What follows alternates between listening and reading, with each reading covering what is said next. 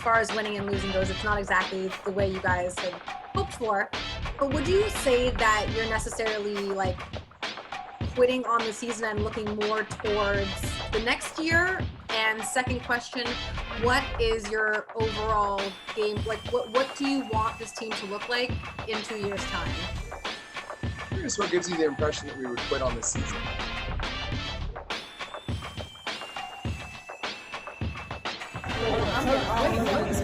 Hello! Come in!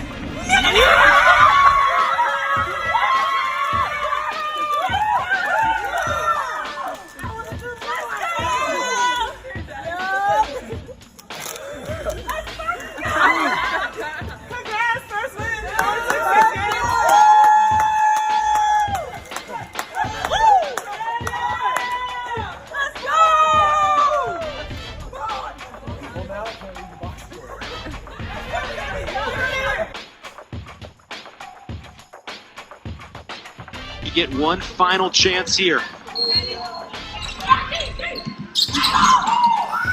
Lob inside, and the clock started before it was caught by Liana Odom.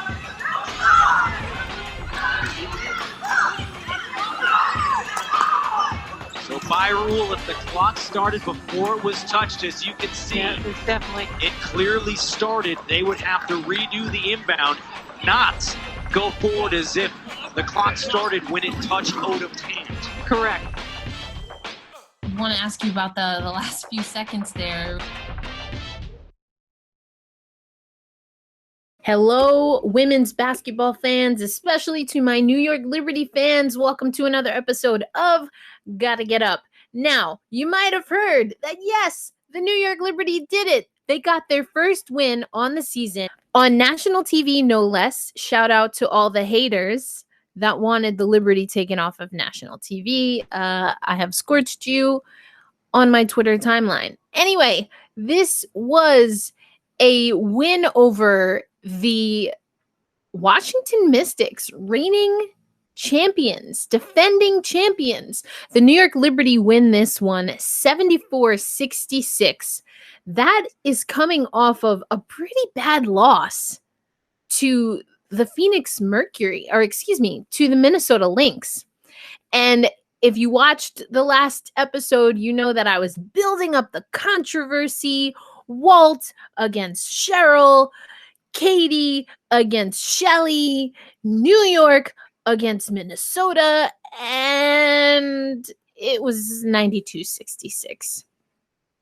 The New York Liberty scored 6 points in the third quarter of that game against the Lynx. Not a good outing.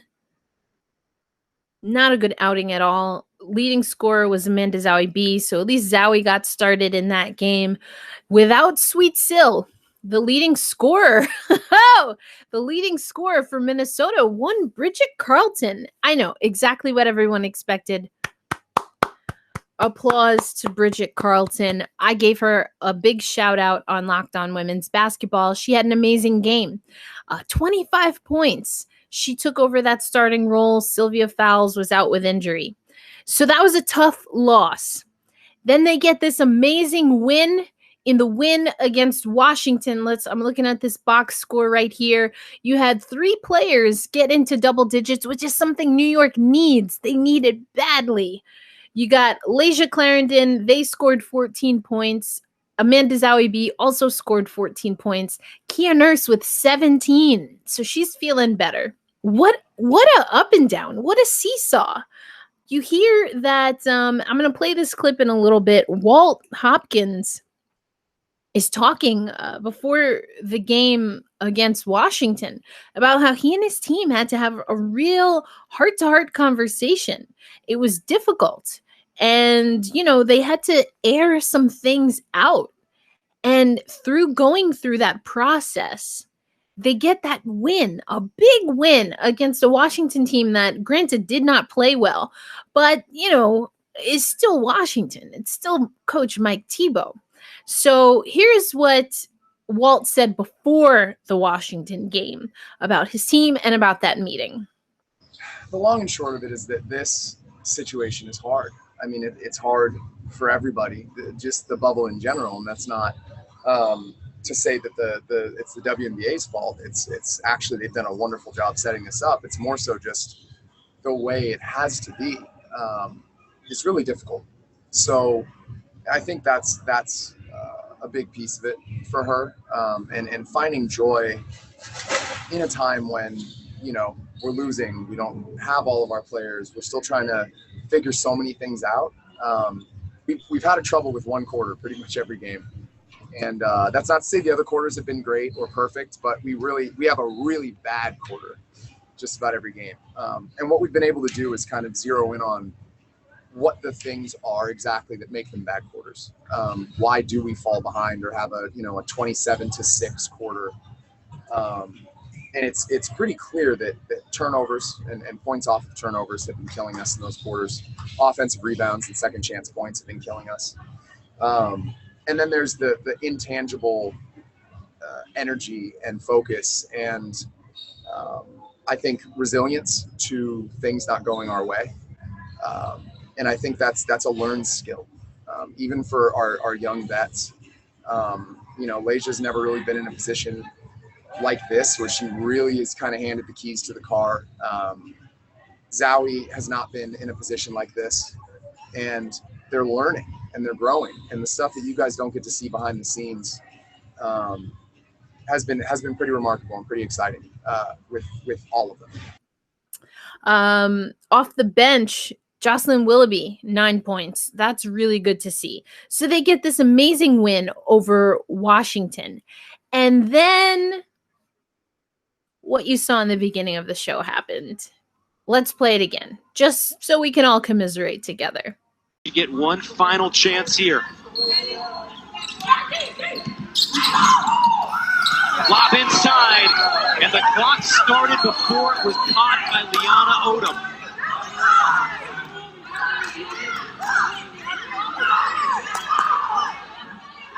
The clock started prematurely. By rule, we have to redo it. Right? We're going to see. So by rule, if the clock started before it was touched, as you can see, it clearly started. They would have to redo the inbound, not go forward as if the clock started when it touched Odom's hand. Correct. And so there you have it. No overtime, a 78-76 win by the Las Vegas Aces by the hair on their chinny chin chin. Definitely Bill Laimbeer's chin and his forehead. The Aces get the 78-76 win here. Your leading scorers, Amanda Zowie B. She brought in 20 points, 20 points. And let's see, she had 9 boards. Stokes had 12 rebounds, only 6 points, but 12 rebounds. Leja Clarendon, she had 15 points in this contest. And now let's hear what Walt said after the game, after his first win. Oh, but before we do that, actually, I want to play you this super important clip that I shared on social media already, but super important clip about Walt and his curls. Well, I'd love to know, did you get a trim or are you just, flowing back them curls for us today? I actually have been there. You guys, when you in the morning, it's out of control. So I've just gotten in the habit of when it's wet and I just kind of slick as much down as I can so that it doesn't pop. I have not gotten the cut yet. Thank you for asking. Okay, now we'll go to what Walt said after the win and what players like Amanda Zowie B and Leja were saying about the win. For your patience, we're going to start with Doug Feinberg.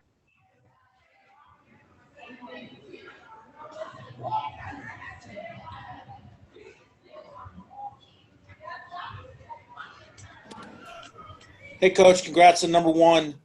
We've spent so much time talking about the rookies. It was the veterans that kind of came through for you, Leja and Kia. Just talk about the game, what it means to get that first win in the play of the 3 vets or 3 of the vets for you. I'm really, really proud of how they responded to yesterday, to the meeting I was telling you guys about, a very long emotional meeting, and I'm proud of all of them. I mean, Amanda was unbelievable. Having 14 rebounds, she passed the heck out of the ball. I thought she was the one who handled the pressure as they started trapping, and they did some really good things defensively to take us out of what was working. I thought Amanda was a big piece of what kept us steady. Leisure was the same. 4 or 5 from 3 has to be a career record from her. And I thought Nurse and Stokes were steadying throughout. Stokes's goal before the game was to keep Hines Allen off the glass. And we held them overall to, I think, 1 offensive rebound, and Hines Allen didn't have any. And she is a heck of an athlete and a heck of a player. And so, for all of them, and obviously Nay in her first career start to step up the way that she did, especially after the meeting and the rough game against Minnesota, I'm just really proud of them. So what was your message to the team there when, the defense was working, but the shots weren't going down? Yeah, we talked about, in a lot of the timeouts, we talked about being ready for the next punch. One of the things with our team is we talk a lot about withstanding runs. Basketball is a game of runs. No matter how good you are or the opponent is, there's always going to be runs, peaks and valleys, and the more steady you can stay throughout those, taking a punch and then giving one back. We've been pretty good at taking a punch early and then punching back, and then we'd run into a wall there, and at some point in the second or third or fourth quarter. And we didn't do that tonight. Our bench came in and took a big punch and kept us in the game and didn't surrender the lead. And then the starters came in and kept us steady. It's so hard to do that as a team that hasn't won a game yet. It's so easy for a team with experience and a team as well coached as Washington. I thought their adjustments were just really good, especially in the second half there. It's so easy for people to get tight and for mistakes to start to happen, and people play not to lose. And so again, in the huddle, it was continuing to take punches and give them back. And additionally, it was play to win. Don't play not to lose. Coach, wanted to go off of your response actually to Jeff's question. I was going to ask about physicality, thinking back to that time you spoke to us after the Dallas game. But I think I'll remix it a little bit and ask if you felt that your team was able to, for all intents and purposes, commit or good fouls, or, how did you feel that the fouling went in your favor and how they stayed composed in that respect? Yeah, I thought, some of the offensive fouls, it's hard to see, from my vantage point sometimes. I thought that, judging from the player responses too, that I don't know. It's hard to say. I do think though that for the most part, our defensive effort in terms of what we're trying to work on in pick and roll defense and in help, I just thought our bigs were tremendous tonight. Not trying to swing and block shots, but stay more vertical. They did a good job in the post, guarding one-on-one, because that's a tough matchup. If it's Hines Allen or if it's Neeson, they're fantastic. And so I just thought they really brought it and avoided fouling, especially in key moments. So I'm pretty proud of them, top to bottom. The one thing, if I had to make a criticism, which I did, was our turnovers. That's something we have to grow. But because we controlled so many other aspects that we were working on controlling, we were able to be a net positive tonight. Hey, Leisha, congratulations. So this morning you talked to us about, wanting to have fun tonight and have fun playing basketball. Can you tell us emotionally how you got to that place where you could just let go, liberate, and play your game? We had a big team meeting yesterday, and then just kind of individually, honestly breaking down at how hard this all has been, being in the bubble.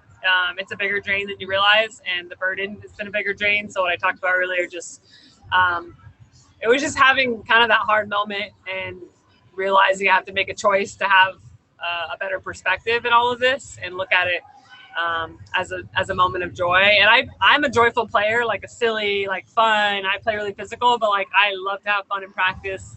Always have a smile on my face, and I wasn't playing like that, so it was just kind of a moment of me to like remember, like kind of a breakdown and a really hard moment to remember that I need to get back to being who I am and being myself. And that's when I play the most fun. Like obviously I hit some threes. I didn't start just remembering how to shoot today, but it's something I've really been working on. But I was just playing so frustrated and tense. Those easy kind of open shots weren't falling. So we just collectively had conversations about making sure that we were throwing punches first. And, you know, basketball's a game of runs. So each team's going to make a big one here and there, and it's who can weather the storm more and whose runs are bigger. So I think what we really talked about was just weathering that storm. And I give a lot of credit to our young ones too. They were very vocal today, and they had their own things to say, and that was really awesome to see.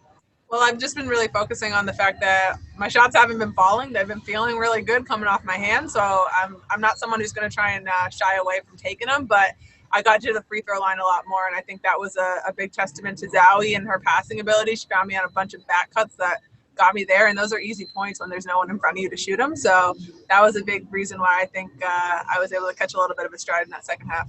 It's great. All the new players and Coach Walt, and they all deserve it. We all deserve it. We've been going through a lot, and you know, especially winning against Washington, it feels good.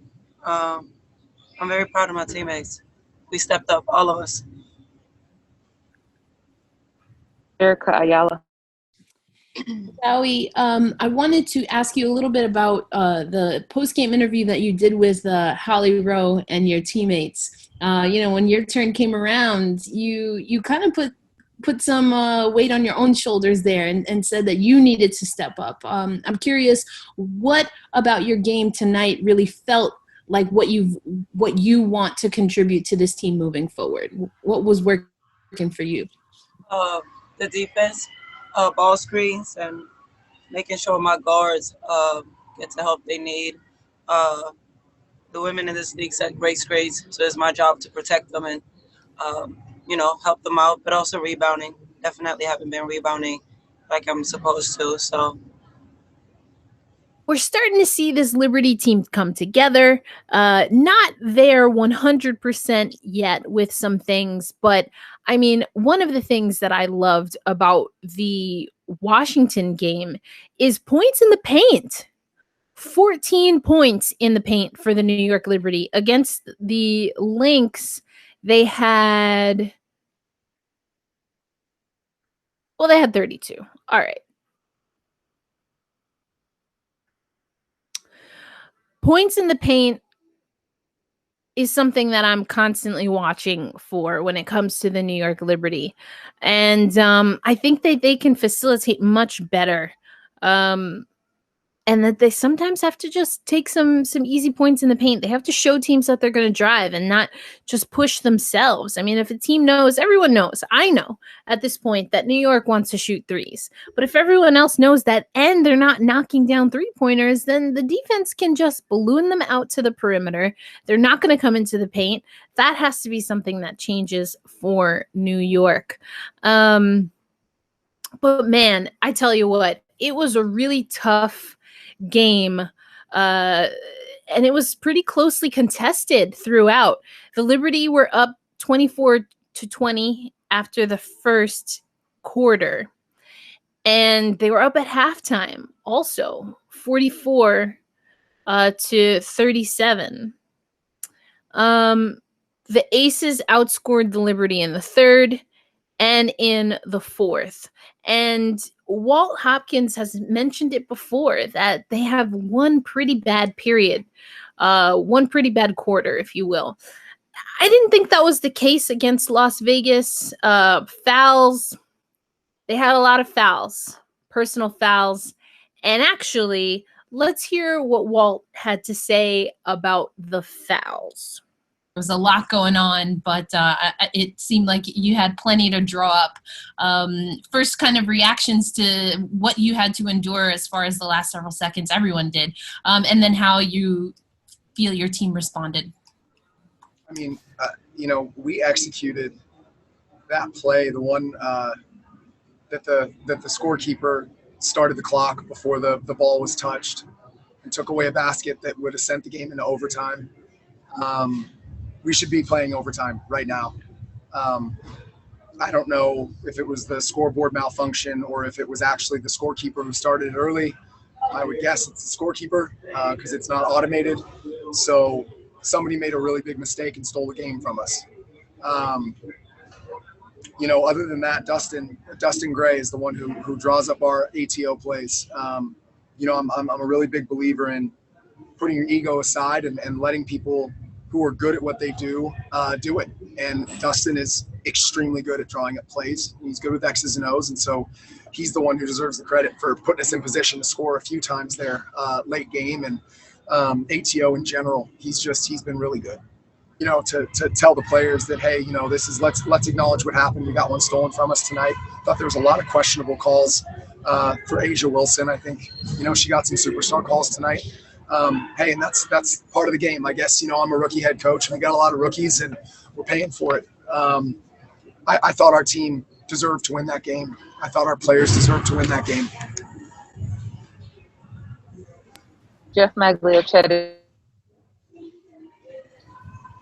Hey, Coach, sorry things didn't go your way. So what do you tell your team after a game like that? What was the message in the post-game locker room from you to them?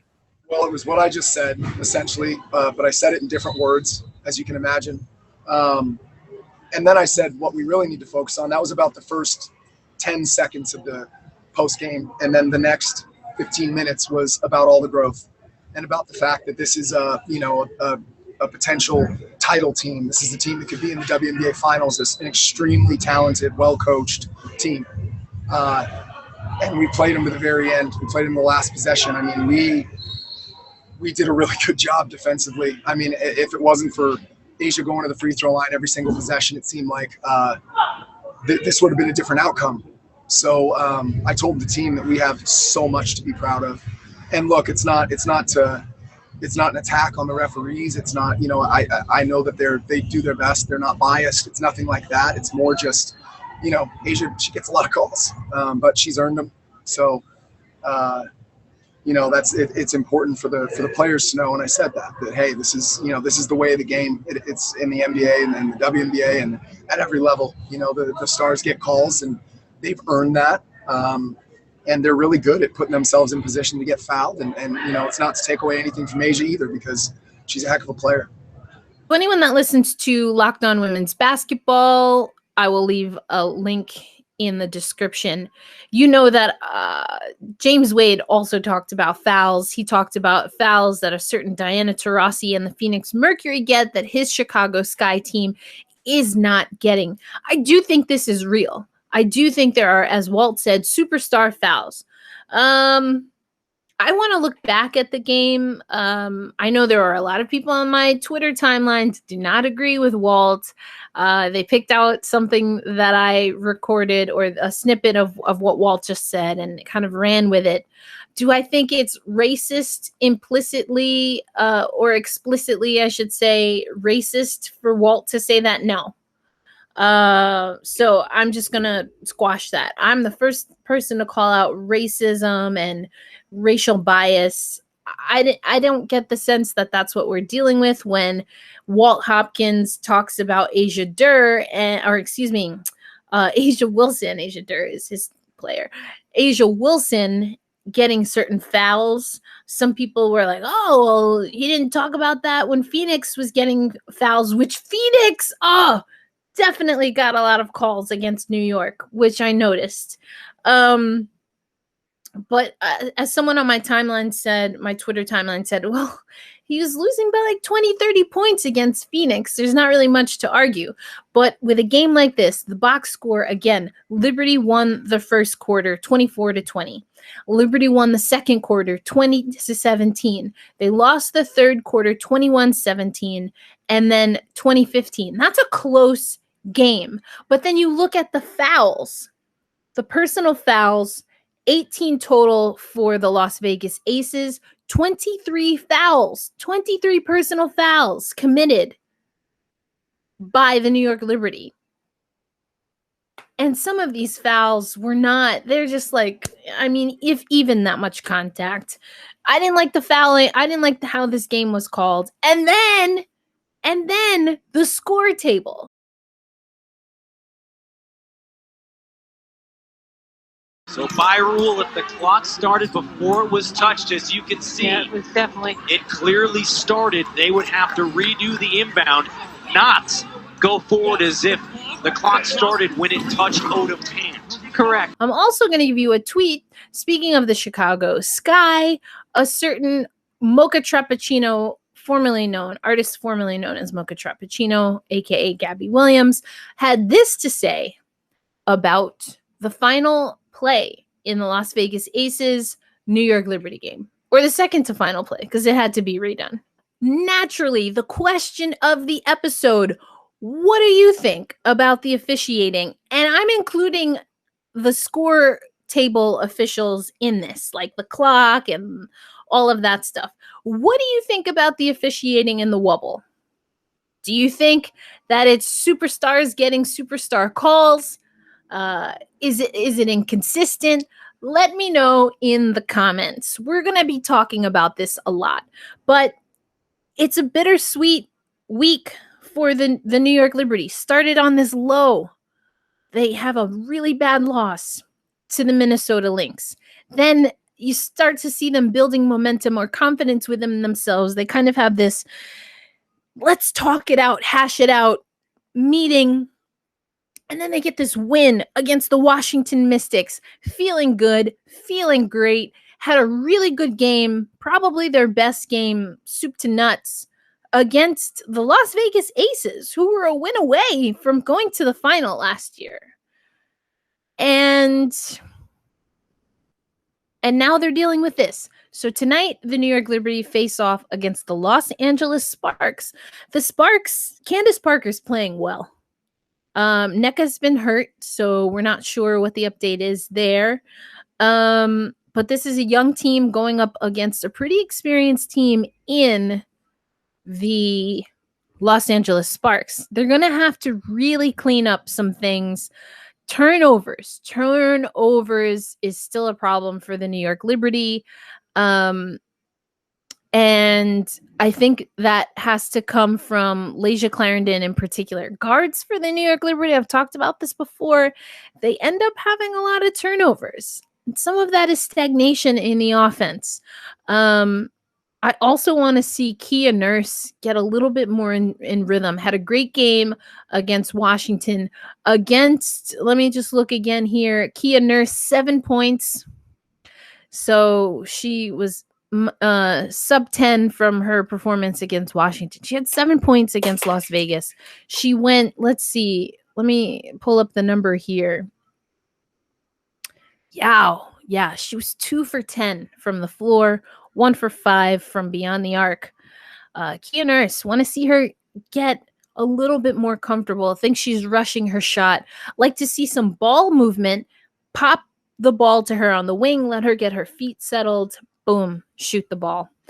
So we'll see. But Kia Nurse, the Liberty have to figure out how to get Kia Nurse active and comfortable. I want to see them penetrate into the paint more. I think Leisha Clarendon does a really good job of that. She's not a great finisher. She said that herself. They have been working on that in the offseason, Leisha. And I can see why. Sometimes it's a little sloppy. So Leisha, keep driving, but also keep working on the finish or the dish out. That means there also have been some times where players haven't been ready for passes. Some of that's that they're young, they're not used to each other, but that's gotta really tighten up. We're getting close to halfway for the New York Liberty, and they have that one win. So let's see what they can do tonight. I think it'll be a good test against the Los Angeles Sparks. It's going to be a late night, so I'm going to record this, edit this, and then take a nap. Okay. And then we'll talk on next week's episode of Gotta Get Up. Make sure you are subscribed to Sports Talk with ELA. I do my social justice series here. Any Wubble content that's a little bit too long for social media, I'll put here. And of course, we have Gotta Get Up, which is a New York Liberty. It's a podcast for New York Liberty fans. and all WNBA fans. You can also follow me at elindsay08 on Twitter. That's where you can find all of the other work that I do all over the place, everywhere else. It's all good. Thanks for tuning in. Enjoy the game, and I will see you next week. Bye.